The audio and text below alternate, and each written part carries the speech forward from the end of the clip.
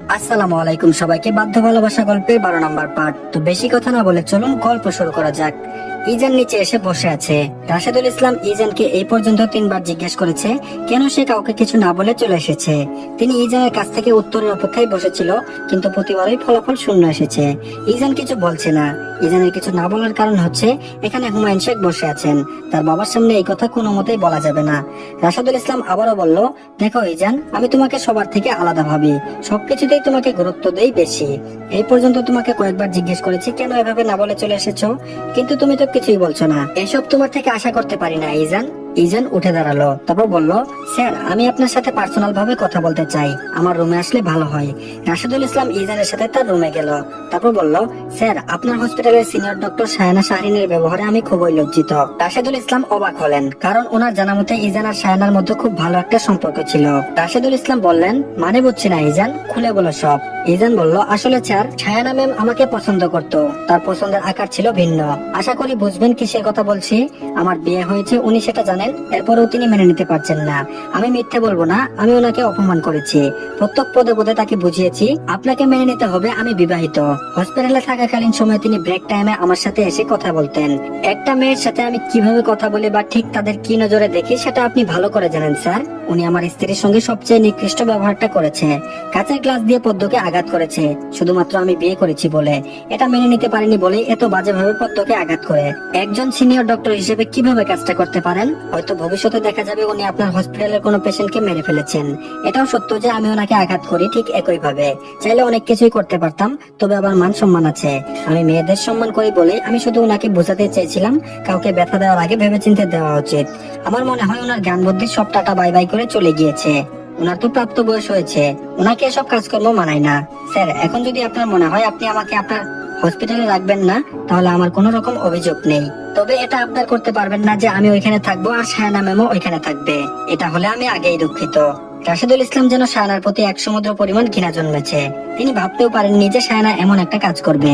এরকম ডক্টর থাকার থেকে না থাকা ভালো। তারপর বলল, আমি বরাবরের মতোই চাই তুমি আমার হসপিটালে থাকবে। আশা করি না করবে না। ইজান রাশেদুল ইসলামের দিকে তাকিয়ে বলল, তাহলে শায়না ম্যাম? রাশেদুল ইসলাম বললেন, ওনার মতো ডক্টর আমার হসপিটালে থাকলে আমার মান সম্মানই চলে যাবে। কাল থেকে যেন তোমাকে আমি হসপিটালে দেখি। ইজান হেসে হেসে বলল, জি স্যার। রাশেদুল ইসলাম চলে গেলেন। পদ্মের এতক্ষণ মন উসকুস করছিল কখন রুমে যাবে আর ইজানের থেকে শুনবে কি হয়েছে। রাশেদুল ইসলাম যাওয়ার পর পরই ইজান রুমে এসেছে। তার পিছন পিছন পদ্ম দৌড়ে চলে এসেছে। পদ্ম দৌড়ে উপরে এসে হাঁপিয়ে গিয়েছে, বুকে হাত দিয়ে জোরে জোরে শ্বাস নিচ্ছে।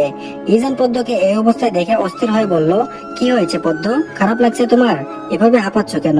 পদ্ম কিছুক্ষণ পর স্বাভাবিক হলো। ইজানের হাত ধরে বলল, উনি যে এসেছেন কি বলেছে? ইজান বলল, কাল থেকে ওই হসপিটালেই যাব। কিন্তু তুমি এভাবে হাঁপাচ্ছিলে কেন? পদ্ম বলল, আরে ওই যে দৌড়ে এসেছি সেজন্য। ইজান পদ্মের দুটো হাত পিছন দিক থেকে তার এক হাত দ্বারা আবদ্ধ করে বলল, তখন কি বলেছ? পদ্ম বলল, কখন কি বলেছি? ইজান সন্দিহান দৃষ্টিতে পদ্মের দিকে তাকিয়ে বলল, তুমি বলনি গ্রামে চলে যাবে? পদ্ম ঘাবড়ে গেল। অপ্রত্যাশিত হাসি দিয়ে বলল, আমি তো মজা করছিলাম। ইজান বলল, এবার মজা করার দাম দাও, যতবার মজা করবে ততবার এই ধরনের শাস্তি পাবে। ইজান পদ্মকে টেনে সম্পূর্ণ তার সাথে মিশিয়ে নিল একবারে। পদ্মের উষ্ঠে গভীরভাবে তার উষ্ঠ মিলিয়ে দিল। বেশ কিছুক্ষণ বাদে ইজান পদ্মকে ছেড়ে দিল। ইজান বরাবরের মতোই স্বাভাবিক আছে, কিন্তু পদ্ম সে তো পারছে না। নিজেকে শত শত গালি দিয়ে ফেললো। আর কখনো কারোর সাথে মজা করলে ইজানের সাথে ভুলেও মজা করবে না। লোকটা খুব বেশি ভয়ঙ্কর, প্রতিবার কিছু না কিছু করে তাকে লজ্জা দিবে। এই লজ্জার জন্যই বোধহয় সে একদিন শেষ হয়ে যাবে। ইজান দুষ্টুমি করে বলল, আরো মজা করবে আমার সাথে? পদ্ম থতমত খেয়ে গেল, মাথা নাড়িয়ে বলল, কখনো করবো না, আমার শিক্ষা হয়ে গিয়েছে। ইজান পদ্মের গাল স্পর্শ করলো, বৃদ্ধ আঙ্গুল দিয়ে পদ্মের গালে ছুঁয়ে বলল, এখন তো মজা করেছো তাই শাস্তি দিয়েছি, কিছুদিন পর মজা না করলেও এমন শাস্তি ফ্রি পাবে। পদ্ম চোখগুলো ছোট ছোট করে বলল, আমার চাই না। ইজান মুচকি হাসলো, বলল, তুমি অনিচ্ছুক হলেও দিব। পদ্ম সরে আসলো ইজানের থেকে, অনেকটাই দূরে চলে এসেছে, একদম দরজার কাছে। পদ্ম বলল, মুচকি হাসেন কেন? আপনার সেই সুন্দর দাঁতটা দেখিয়ে হাসবেন, সেই হাসিটা আমার ভীষণ পছন্দের ডাক্তার সাহেব। কথাটি বলেই পদ্ম ভু করে দৌড় দিয়ে চলে গিয়েছে। ইজান হাসছে, এখন সেই সুন্দর দাঁতটা দেখা যাচ্ছে, তবে হাসিটা না দেখেই পদ্ম চলে গিয়েছে। কি প্রাণবন্ত মেয়ে, আর কি চমৎকার কথাবার্তা। কাছে এসে কথাগুলো বলতে পারে না, দূরে গিয়ে বলে। ইস, এক কিশোরী মেয়ের প্রেমের বাক্য কি বিশুদ্ধ। সন্ধ্যায় ইজান সোফায় বসে খবর দেখছে। একা একা ভালো লাগছিল না দেখে ইজান মনিরা শেখের রুমে গিয়েছে। পদ্ম তার ওড়না নিয়ে নাড়াচাড়া করছে আর তার শাশুড়িকে একটা কথা বলবে, কিন্তু কেন জানি তার সংকোচ বোধ হচ্ছে। পদ্ম বলল, মা আমার পিরিয়ড হয়েছে। বেশ কিছুক্ষণ পর পদ্ম কথাটি বলতে সফল হলো। মনিরা শেখ হেসে বলল, কথাটি বলতে এতক্ষণ লেগেছে তোমার? পদ্ম মিনমিন করে বলল, মা আমার লজ্জা লাগে এগুলো নিয়ে কথা বলতে, আমি সরাসরি কারো কাছে বলতে পারি না কথাগুলো। মনিরা শেখ পদ্মকে সবকিছু দিল, বলল, আমাকে এগুলো বলতে কখনো লজ্জা পাবে না, আমি তোমার আরেক মা। পদ্ম হেসে দিল। ভাগ্য করে মনিরা শেখের মতো একজন শাশুড়ি পেয়েছে, তিনি খুবই ভালো। পদ্ম হাজার কথা বললেও তিনি বিরক্ত হন না, এজন্যই পদ্ম মনিরা শেখকে বেশ পছন্দ। ইজান আবার রুমে ঢুকলো না, এতক্ষণ দাঁড়িয়ে দাঁড়িয়ে পদ্ম আর তার মায়ের কথা শুনছিল। এখন যদি রুমে ঢুকে সবচেয়ে লজ্জা পাবে পদ্ম, তাই সে চলে গেল তার রুমে। পদ্ম আজ রুমে যাচ্ছে না, এই সময়টাতে তার একা থাকতে ভালো লাগে। পদ্মের মনে হয় কিছু সময় একা থাকা ভালো, জানে রুমে গেলে ইজান কিছু না কিছু করবে। এমনিতেই আছে এক জ্বালাই, তার উপর মন একেবারে বিষিয়ে গিয়েছে। একা একা সন্ধ্যাবেলা ছাদে কাটাচ্ছে, চারিদিকে মৃদু বাতাস বইছে, পদ্মের চুলগুলো উঠছে, পাশের বাসাগুলো থেকে ছাদে আলো আসছে। এই নিয়ে মাত্র দুবার ছাদে উঠেছে পদ্ম। প্রথমবার ইজিনের সাথে উঠেছিল, আর এখন একা উঠেছে। শরীরটা ঠিক থাকলে আরো ভালো করে এই স্নিগ্ধ সন্ধ্যাবেলা উপভোগ করতে পারতো, কিন্তু এখন তো আর মনে শান্তি নেই। প্রতিবার এই সময়টাতে পদ্মের মনটা অটোমেটিকলি খারাপ হয়ে থাকে। আজও একই অবস্থা, একটু ভালো লাগছে না তার। একদম খিচে বসে রইল পদ্ম। ইজান বেডে শুয়ে শুয়ে ফোন দেখছে। পদ্ম যে রুমে আসেনি আজ, সেটা ইজান খেয়াল করেছে। জোর করতে চাচ্ছে না পদ্মকে, নিজের ইচ্ছে হলে ঠিক হয়ে আসবে। হয়তো এখন লজ্জায় আসতে চাইছে না। রুবিনা খাতুন ইজানকে কল করেছে। ইজান ভ্রুকুচকে তাকিয়ে আছে। বেশ কিছু সময়ের পর রিসিভ করলো। ইজান সুন্দর করে প্রথমেই সালাম দিল, বলল, আসসালামু আলাইকুম মা, ভালো আছেন? রুবিনা খাতুন বলল, জি বাবা ভালো আছি। তুমি আর দুজনেই পদ্ম কেমন আছো বাবা? ইজান শান্ত কণ্ঠে বলল, এই তো ভালো আছি। রুবিনা খাতুন বলল, বাবা একটা জরুরি দরকারে কল দিয়েছিলাম। ইজান বলল, জি মা বলুন। রুবিনা খাতুন বলল, বাবা পদ্মের বার্ষিক পরীক্ষা শুরু হবে 4 দিন পর, ও কি পরীক্ষা দেবে? ইজান পদ্মের পড়াশোনার ব্যাপারে একদমই ভুলে গিয়েছে এই গেট টুগেদারের জন্য। নিজে নিজে আফসোস করতে লাগলো, কত বড় ভুল হয়ে গেল তার। ইজান বলল, জি মা অবশ্যই দিবে। রুবিনা খাতুন বলল, তাহলে বাবা ওকে কবে গ্রামে নিয়ে আসবে? ইজান সাথে সাথে বলল, কালই নিয়ে আসবো। রুবিনা খাতুন বলল, আচ্ছা বাবা তুমি কি কাল আসবে ওর সাথে? ইজান বলল, জি আসবো। তারপর আরো কিছু কথা বলে রুবিনা খাতুন কলটা রাখলো। ইজান রুম থেকে বের হয়ে পদ্মকে খুঁজছে, কিন্তু কোথাও মেয়েকে পাওয়া যাচ্ছে না। এক সময় ইজানের মাথাটা ভীষণ গরম হয়ে গেল, এক জায়গায় স্থির হয়ে বসেও থাকতে পারে না। ইজানের আবার টেনশন ধরলো, পদ্ম আসলে কোথায়। মুনিরা শেখের কাছে জিজ্ঞেস করলো পদ্ম কোথায়, কিন্তু তিনি জানেন না। রুমে আসার সময় ইজান দেখলো ছাদের দরজা খোলা।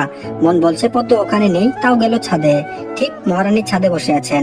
আগে ছাদে এসে খুঁজলে এত বেশি হয়রানি হতো না। কি সুন্দর বসে বসে পা তুলাচ্ছে, আর এতক্ষণ সে অযথা সময় নষ্ট করেছে। ইজান দ্রুত পায়ে পদ্মের কাছে গেল। পদ্ম চোখ বন্ধ করে বসে আছে। ইজানের উপস্থিতি টের পেল না। ইজান পদ্মের হাত ধরে টান দিয়ে দাঁড় করালো। পদ্ম আচমকা এমন হওয়াতে ভয় পেয়েছে, আর ইজানের এমন ব্যবহারে সে খুব অভিমান করেছে, আর পেটেও ব্যথা পেয়েছে। পদ্মের চোখে পানি চলে আসলো। ইজান বলল, তোমাকে কত খুঁজেছি আমি জানো? সন্ধ্যাবেলা এখানে বসে আছো কেন? কাউকে কিছু না বলে একা একা চলে এসেছো? আমি সারা বাড়ি খুঁজে বেড়াচ্ছি, আর ম্যাডাম এখানে বসে আছে সন্ধ্যা বিলাস করছে। ইজানের কথা শুনে পদ্ম কেঁদে দিয়েছে। ইজান অবাক হয়ে তাকিয়ে আছে। তারপর বলল, পদ্ম কাঁদছো কেন? পদ্ম কোনো উত্তর দিল না, মুখে হাত দিয়ে কান্না শুরু করে দিয়েছে। ইজানের খুব খারাপ লাগলো। একটু বুঝে শুনে কথা বলা উচিত ছিল। মুখটা ছোট করে পদ্মকে টেনে এক হাত দিয়ে জড়িয়ে ধরেছে। জড়িয়ে ধরা অবস্থায় ইজান বলল, পদ্ম ফুল কাঁদছে কেন? সে কি জানে না ডাক্তার সাহেবের খুব কষ্ট হয় পদ্ম ফুল কাঁদলে? পদ্ম কান্নারত অবস্থায় বলল, আপনি আমাকে এভাবে টান দিয়েছেন, আমি কি ব্যথা পাই না? প্রত্যেকবার আপনি এমন করেন। কথা বলবো না আমি, ছাড়ুন আমাকে। পদ্ম ইজানের থেকে ছাড়ানোর চেষ্টা করলো, কিন্তু ইজান আরো শক্ত করে জড়িয়ে ধরেছে। তাড়াহুড়োতে ভুলে গিয়েছে পদ্মের পিরিয়ড হয়েছে। ইজান বলল, সরি সরি, আমি তো ভুলে গিয়েছিলাম তোমার পিরিয়ড চলছে, আর কখনো এমনটা করব না। আমার টেনশন তো হচ্ছিল পদ্ম ফুল। পদ্ম অবাক হয়ে গিয়েছে, ইজান কিভাবে কথাটা জানে। সাথে এক রাশি লজ্জা এসে হানা দিল তার কাছে। তারপর বলল, আপনি কিভাবে জানেন? ইজান একদম স্বাভাবিক হয়ে বলল, তখন তুমি মায়ের কাছে বলেছ আমি শুনেছি। কিন্তু পদ্ম খবরদার লজ্জা হবে না, এটা লজ্জার বিষয় না। আমরা ডক্টররা অনেক কিছু জানি। তোমার কাছে হয়তো কথাটা লজ্জার বিষয় হতে পারে, কিন্তু আমাদের কাছে এগুলো একদম স্বাভাবিক। যেহেতু তোমার ডাক্তার সাহেব একজন মেডিসিন বিশেষজ্ঞ, সো এগুলো অনেক মেয়ে মানুষের থেকে শোনা লাগে। আমাদের ডক্টরদের জন্য এগুলো নরমাল। আর এটা মনে হচ্ছে তুমি একদম সুস্থ আছো, বোকা মেয়ে, আর ভাবতে হবে না এটা নিয়ে। পদ্ম একটু নরমাল হলো। ইজান তো ঠিকই বলেছে। পদ্ম আর লজ্জা পেল না, জড়িয়ে ধরা অবস্থায় মাথা তুলে ইজানের দিকে তাকালো। তারপর বলল, কেন খুঁজছিলেন আমায়? পদ্মের চোখের কোনায় পানি আটকে ছিল। ইজান তার 2 হাত দিয়ে পদ্মের চোখের পানিগুলো মুছে দিল। তারপর বলল, তোমার মা কল দিয়েছিল 4 দিন পর এক্সাম শুরু, কাল তোমাকে বাড়িতে যেতে হবে। পদ্মের বুকটা ধক করে উঠলো, কাল আবার ইজান হসপিটালে যাবে আর কাল তাকেই গ্রামে ফিরে যেতে হবে। মনটা মানতে রাজি হচ্ছে না। আর বিয়ের পর প্রথমে ইজানকে ছাড়া থাকবে, বাড়ি যেতে ইচ্ছে করছে না। এখন তো আরো কান্না পাচ্ছে। পদ্ম পর ঢুক গিললো কাল না যেন না আসে। তারপর বলল, কালই কেন যাব, পরশুদিনও তো যেতে পারি। ইজান পদ্মের দিকে তাকালো। পরশুদিন গেলে এক্সামের সময় আরো ঘনিয়ে আসবে, আর কাল গেলে মোটামুটি কিছু পড়তে পারবে। এখানে তো আর পড়া হয় না, আবার তোমার বইগুলোও নেই। তাই আমি সিদ্ধান্ত নিয়েছি কাল গ্রামে যাবে তুমি। পদ্ম বলল, আসলে কাল তো আপনি হসপিটালে যাবেন, পরশুদিন গেলে হয় না? ইজান বলল, না ম্যাডাম, কালই যেতে হবে। পদ্ম বলল, প্লিজ। ইজান পদ্মকে থামিয়ে দিল। কোন রকম এক্সকিউজ শুনতে যাচ্ছি না আমি, কাল মানে কাল।